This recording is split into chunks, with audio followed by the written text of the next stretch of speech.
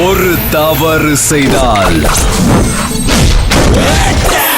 அதை தெரிந்து செய்தால் அவன் தேவன் என்றாலும் விடமாட்டேன். ஏயா இன்னைக்கு நீ இப்படி உயிரை வாங்குற? நீ வாழறப்ப என்னைக்காவது நான் குறுக்க போந்துக்கலாம். அடிக்கடியா ஒரு மனுஷன் கிராஸ் பண்ணா ஒரு ஆர்டரா ஃப்ளோவா போய்கிட்டு இருக்கல, கூட பேசினா மறந்துட மாட்டானா? அடச்சி சுமாரியா பசிச்சா மட்டும் வேட்டையாடுற சிங்கம். எப்பா சாமி போதும்டா, ஓட்டது ரீல அந்து போட்டு கொலை பசில இருக்கேன்.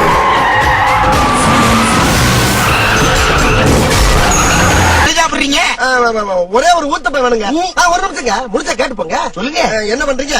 ஒரு சம்பு தண்ணி எடுத்துக்கங்க, அத தோசைக்கல்ல ஊத்தி அதுக்குன்னு வழக்கமா ஒரு விளக்கமா வச்சிருப்பீங்கல்ல, ஆமாங்க, அத அடிப்பக்கமா திருப்பி சரிங்க வரட்டுன்னு ஒரு 4 இழுப்பு இழுத்து சரிங்க நல்லா கழுவி விட்டுருங்க. சரிங்க ஒரு கிண்ணம் நிறைய மாவு எடுத்து பெரிய ரவுண்டாவும் இல்லாம சின்ன ரவுண்டாவும் இல்லாம சரிங்க பொதுவா ஒரு ரவுண்ட ஊத்தி 4-5 வெங்காயத்தை போட்டு பொடி பொடியா நறுக்கி அப்படியே மேலாப்ல பரபர தூவி விட்டு சரிங்க ஒரு நீளமான கேரட் எடுத்து அதையும் பொடி பொடியா நறுக்கி சரிங்க அப்படியே மேலாப்ல பரபர தூவி விட்டு சரிங்க ஒரு 16 கரண்டி நெய் எடுத்து சரிங்க அதுல 6 கரண்டி நெய்ய உள் சைடு அப்படியே லேசா விளாவி விட்டு சரிங்க 10 கரண்டி நெய்ய தோசைக்கு வெளி சைடு அப்படியே மேலாப்ல விளாவி விட்டு சரிங்க இட்லி பொடி இருக்கு பாத்தீங்களா, அத அப்படியே அள்ளி மலை சாரல் மாதிரி அதை மேலாப்ல பரபர அப்படியே பேய விட்டு சரிங்க பொத்துனாப்ல அப்படி ஒரு பரட்டு இப்படி ஒரு பரட்டு அப்படி பரட்டி விட்டு அப்படியே ரெட்டி கலர்ல முருக விட்டு